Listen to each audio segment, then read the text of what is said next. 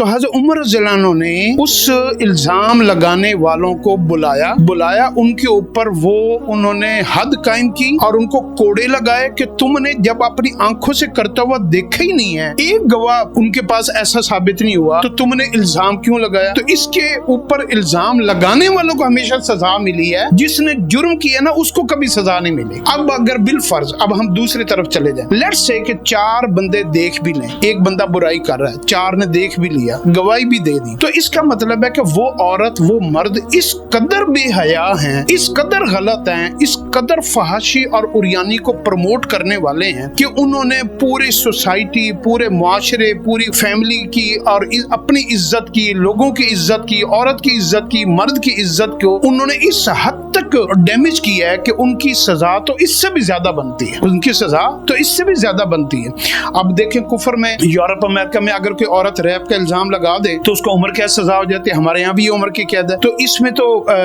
और उसके ऊपर